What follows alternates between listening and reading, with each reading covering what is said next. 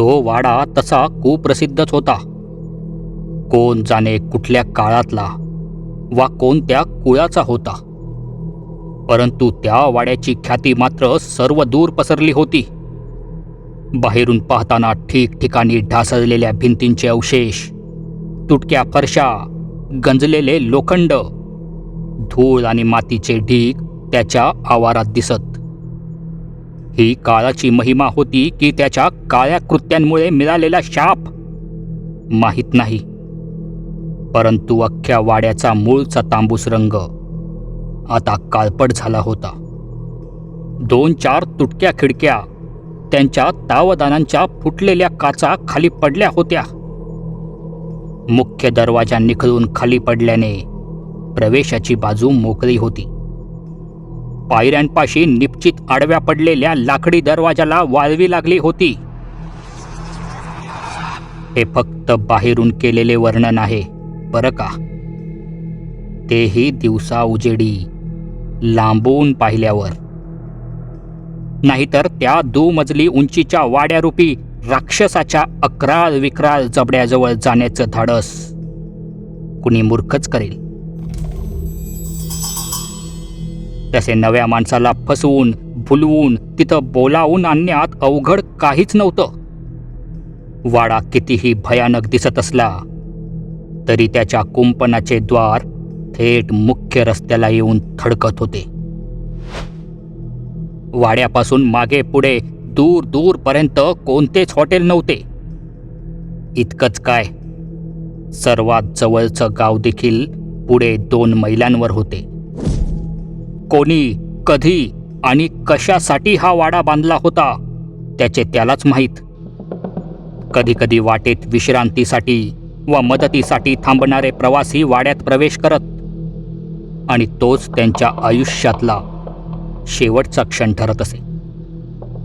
घरी जाताना जवळच्या गावातल्या कित्येकांनी रात्रीच्या अंधारात त्या वाड्यातून निघणाऱ्या किंकाळ्या ऐकल्या होत्या. गावात अशा वार्ता पसरायला वेळ लागत नाही, म्हणूनच कामाधंद्यानिमित्त बाहेर जाणारी माणसं त्या रस्त्यावरून खबरदारी घेऊनच घरी परतत असत. पण बाहेरील प्रवाशांना या सगळ्या प्रकाराची माहिती कुठून भेटणार?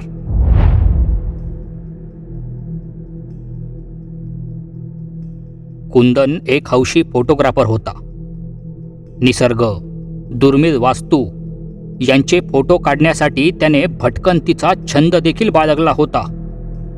नजरेसमोर येणाऱ्या देखाव्यांमधील विविध रंगांचे, छटांचे त्याला उत्तम ज्ञान होते. आपली कला जपण्यासाठी कुंदन एकटाच गाडी घेऊन बाहेर पडायचा आणि एखादे ठिकाण आवडल्यास तिथे तासनतास फोटो काढत घालवायचा. मुख्य रस्त्यावरून एका अनोळखी प्रवासाच्या दिशेने निघालेली गाडी जेव्हा त्या वास्तूजवळून जाऊ लागली तेव्हा काचेतून बाहेर पाहणाऱ्या कुंदनवर त्याची भुरळ आपसुकच पडली. कुंदनने वेग कमी करत गाडी बाजूला घेतली आणि विस्मयपूर्ण नजरेने तो त्या वाड्याकडे एकटक पाहू लागला. वरून पाहायला गेलं तर तो भग्नावस्थेतला एक पडका वाडा. पण म्हणतात ना, पाहणाऱ्याच्या नजरेप्रमाणे देखाव्यात बदल दिसून येतात. कुंदनलाही तो वाडा आणि तिथला परिसर पहिल्याच नजरेत भावला होता. एखाद्या ओसाड उजाड जागेतही सौंदर्य दिसू शकतं याची प्रचिती कुंदनसारखा कलाकार पहिल्यांदाच घेत होता. आपला कॅमेरा आणि इतर साहित्य घेऊन कुंदन गाडीतून बाहेर पडला. वेळ रात्रीची होती. काही वेळापूर्वीच कुंदनने पाहिलं होतं, त्या परिसरात आसपास थांबण्यासाठी एकही जागा नव्हती. आतमध्ये जाऊन रात्र काढण्यापुरती थोडी जागा मिळावी, म्हणजे या वास्तूचे फोटो काढता काढता उशीर जरी झाला तरी तिथं काही काळ झोपता येईल.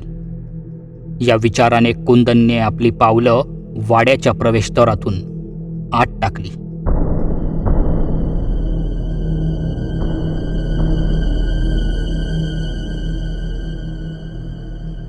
कुंदनने आपले पहिले पाऊल वाड्याच्या आवारात ठेवलेच होते की बाजूच्या झाडाची पाने एका विचित्र लयीत सळसळली.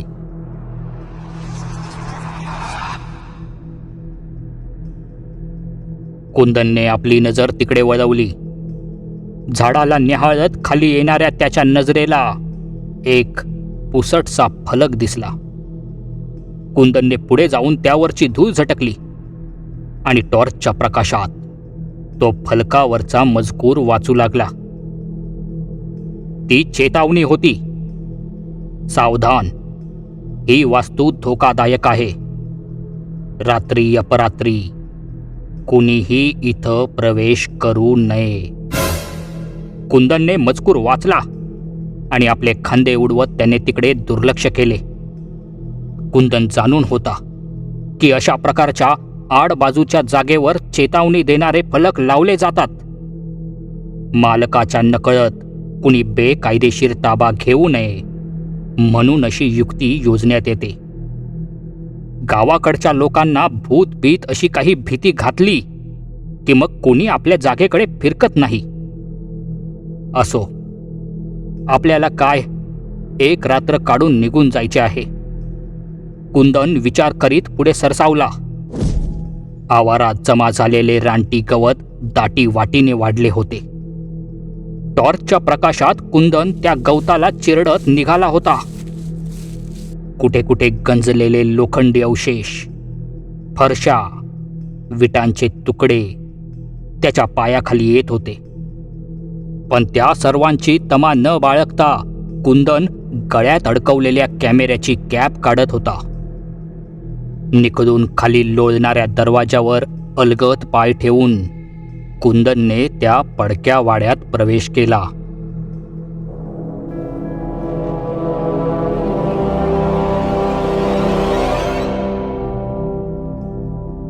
आत मिट्ट अंधार जणू त्याची वाटच पाहत होता. आतली हवा काहीशी कोंदट आणि दुर्गंधीयुक्त होती. कुंदन टॉर्चच्या प्रकाशात आतला मुख्य भाग निरखून पाहू लागला. चित्रविचित्र रेघोट्यांनी चितारलेल्या भिंती, त्यावर कोळ्यांनी विणलेली गुंतागुंतीची जाळी, पायाखालची ओबडधोबड जमीन, आतल्या बाजूची मोडकी खिडकी, या सगळ्यांवरून नजर फिरवत कुंदन त्या जागेचा अंदाज घेत होता. काही अँगल्स सेट केले की एका भग्नावस्थेतल्या वास्तूचे वेगवेगळ्या बाजूने फोटो काढता आले असते. कूल. या प्रोजेक्टला पडका वाडा असं नाव देता येईल. एखाद्या हॉरर थीमसाठी एकदम परफेक्ट लोकेशन आहे. सगळं कसं एकदम रिअल. कुंदन स्वतःशीच पुटपुटत फोटो काढत होता. मुख्य हॉल फिरता फिरता कुंदनची नजर डाव्या बाजूच्या पायऱ्यांवर पडली. पायऱ्या वरच्या मजल्याकडे जात होत्या. कुंदन कुतूहलाने तिकडे जाऊ लागला. दीर्घ श्वास घेत तो एक एक पायरी चढू लागला. काळोखी रात्र, त्या वाड्यातला जीवघेणा सन्नाटा, आसपासचं कुबट वातावरण आणि दाट अंधार, यापैकी कशाचाही कुंदनवर परिणाम होत नव्हता. मुळात कुंदन हुशार आणि धाडसी असल्याने प्रत्यक्ष कारण असल्याशिवाय घाबरणं त्याच्या स्वभावात नव्हतं. पण त्या पडक्या वाड्यात घटना ज्या प्रकारे घडणार होत्या ते पाहता लवकरच त्याला या स्वभावात बदल करावा लागणार होता. वरच्या मजल्यावर येण्यासाठी जेव्हा कुंदनने शेवटच्या पायरीवर पाय ठेवला तेव्हा जवळूनच काहीतरी फिसफिसत लांब एका खोलीत पळाल्याचं त्याला जाणवलं. कुंदनला नजरेच्या कडांतून ते काळपट काहीतरी दिसलं आणि या वाड्यात आपण एकटेच नाही आहोत याची जाणीव प्रथमच त्याला झाली. तरीही कुंदन वर गेलाच. वरच्या मजल्यावर पोहोचताच सर्वप्रथम त्याची नजर समोरच्या मोठ्या खिडकीवर गेली. टॉर्चच्या प्रकाशात त्याने पाहिले की वरच्या मजल्याची अवस्था काहीशी ठीकठाक होती. वापरासाठीच्या 3 वेगवेगळ्या खोल्या, प्रशस्त हॉल, जमिनीवर लोंबकळणाऱ्या विजेच्या उघड्या तारा, भिंतीवर टांगलेल्या काही अनावश्यक वस्तू, इत्यादी इत्यादी. कुंदनने लगबगीने भरपूर फोटो काढले. समोर दिसणाऱ्या प्रत्येक गोष्टीला तो कॅमेऱ्यात कैद करू पाहत होता. कुंदनने एक एक करत तिथल्या 2 खोल्या देखील पाहून घेतल्या आणि शेवटी तो त्या खोलीकडे वळला. कुंदनला ठाऊक होते, मगाशी तो वर येताना त्याच्या चाहुलीने अंधारात काहीतरी पळत पळत याच खोलीत गेले होते.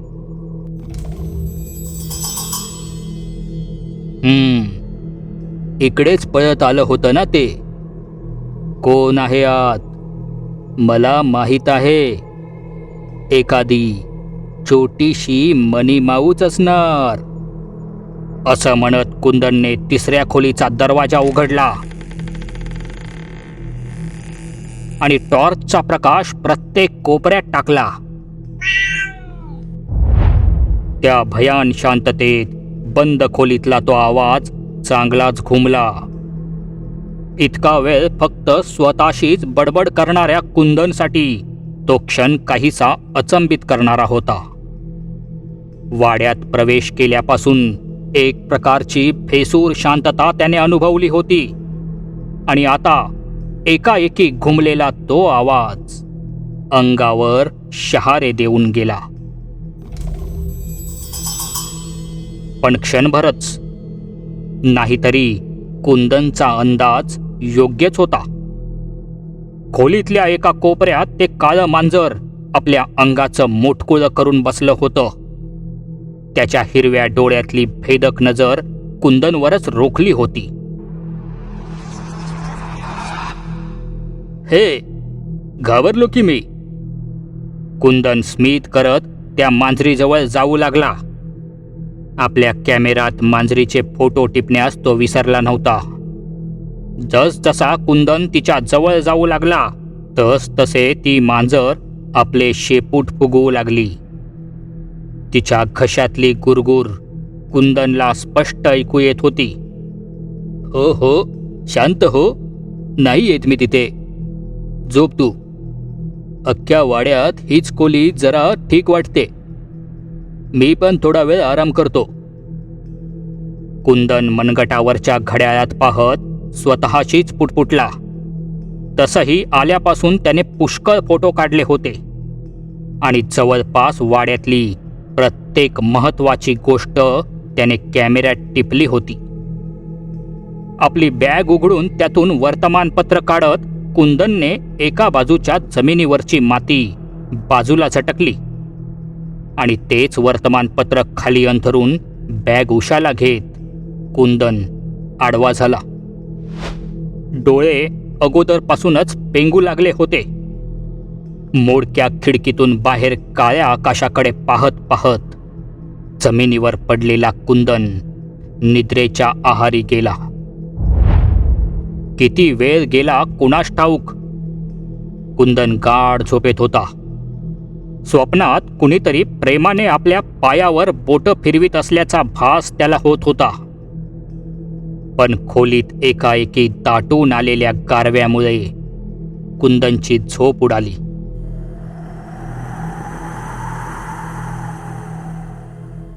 त्याने अलगद उठून पाहिले तर थंडीमुळे त्याचे हात-पाय थरथरत होते. कुंदनला आश्चर्य वाटले.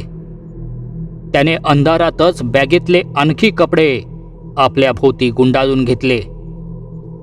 डोळ्यांवरची पेंग हटल्यामुळे त्याने बाजूला ठेवलेला आपला कॅमेरा हातात घेतला. एका कुशीवरच टॉर्च सुरू करून कॅमेऱ्यातले फोटो तो पाहू लागला. मगाशी वाड्यात शिरतानाचे काढलेले फोटो प्रथम दिसले. आपल्या फोटोग्राफीचं मनातल्या मनात कौतुक करत कुंदन पुढे एक एक फोटो पाहत होता आणि एक एक फोटो पुढे सरकत असताना त्याच्या डोळ्यातले अभिमानाचे भाव प्रथम चिंतेत आणि मग भयात रूपांतरित होत होते. वाड्यात प्रवेश करेपर्यंत सर्व काही ठीक होते, पण वाड्यातल्या फोटोंमध्ये गडबड होती. चित्रविचित्र आकृत्या दर्शवणाऱ्या भिंतींवर लाल रक्तांचे शिडकाव दिसू लागले होते. कोपऱ्यात, पायाखाली, खिडकीजवळ सगळीकडे मेलेल्या माणसांचे रक्ताच्या थारोळ्यात पडलेले मृतदेह दिसत होते. कोळ्यांच्या गुंतागुंतीच्या जाळ्यात काही निष्क्रिय मानवी शव लटकत होते.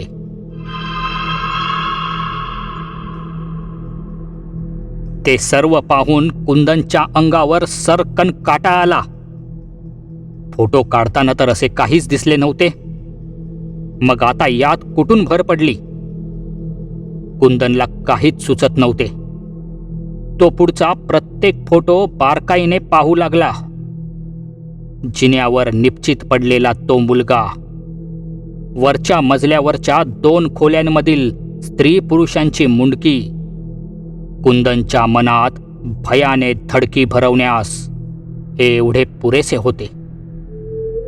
आणि शेवटचे काही फोटो, त्या काळ्या मांजरीचे. अरे देवा, हे काय?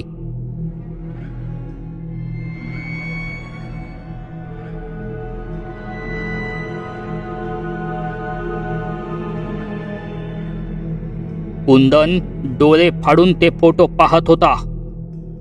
फोटोमध्ये काळी मांजर असावयास हवी होती, पण ते सर्व त्याच्या कल्पने पलीकडचे होते. फोटोतली काळी मांजर आता तिथे नव्हती.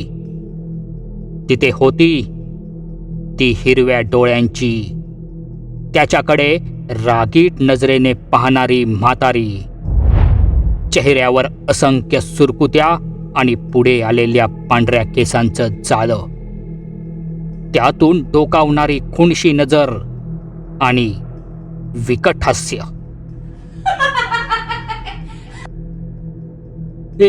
हे सर्व खरं आहे? बाप रे, नशीब माझं की तिच्या जवळ गेलो नाही ते.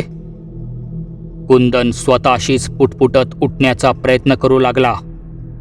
तितक्यात त्याला जाणवले, मगाशी स्वप्नात कुणीतरी प्रेमाने पायांवरून बोट फिरवीत होते. ती अनुभूती तो अजूनही घेत होता. त्याला अजूनही तो स्पर्श जाणवत होता. याचा अर्थ ते स्वप्न नव्हते. तो स्पर्श आता जागेपणीही कळत होता. अगदी हवासा वाटत होता. कुंदनने आपल्या पायाकडे टॉर्च फिरवीत नजर टाकली आणि त्याचं काळीज फक्त बाहेर यायचं थांबलं होतं. त्याच्या पायावर जखम करीत अगदी हळुवारपणे ती काळी मांजर आपल्या काटेरी जिभेने रक्त चाटत होती.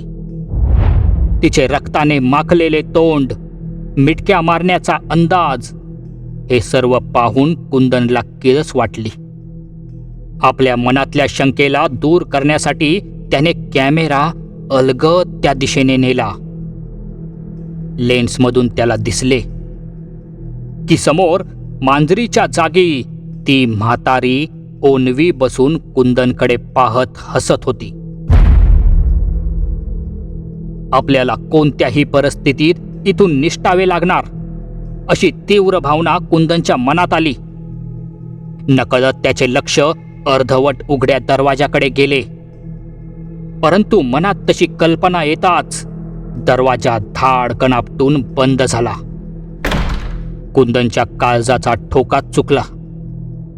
कुंदनने म्हातारीच्या दिशेने पाहिले, पण तिथे काळी मांजर पायाची जखम अधिक खरवडून खोल करत होती. तिच्याकडे कॅमेऱ्यामधून पाहण्याची हिंमत काही कुंदन करू शकला नाही.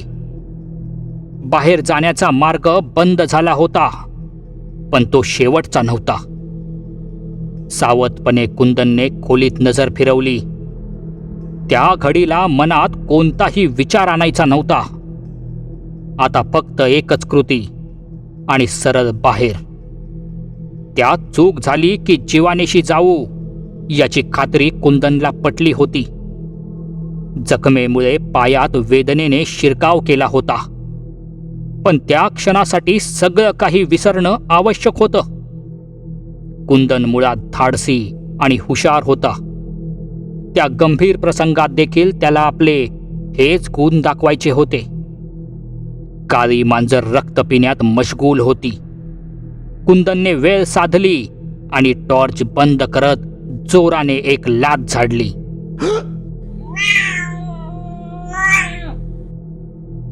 त्या अनपेक्षित हल्ल्याने मांजर भिंतीकडे जाऊन पडली आणि ती पुन्हा उठेपर्यंत कुंदनने खिडकीच्या दिशेने झेप घेतली.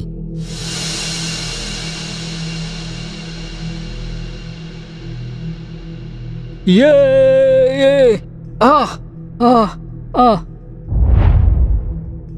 कुंदन खालच्या मजल्याच्या समोरील जमिनीवर पडला होता. सुदैवाने तिथे मातीचा ढिगारा असल्याने थोड्याफार दुखापतींवर भागलं होतं. 10 पावलांवर वाड्याचं कुंपण होतं. तिथपर्यंत तरी गेलंच पाहिजे होतं. अंगात प्रचंड थकवा जाणवत होता. शरीर छोट्या छोट्या जखमांनी भरलं होतं. कसं बसं अंगात त्राण आणून कुंदन उठण्याचा प्रयत्न करतच होता. त्याच वेळी जवळच्या झाडाची पानं विचित्र लयीत सळसळू लागली. कुंदनने चेहरा वर करून समोर पाहिलं आणि यावेळी त्यानं अंग टाकून दिलं.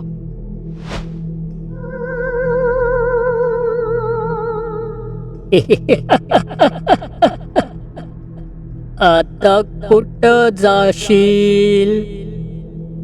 इथं येणारा कुणी वाचत नाही.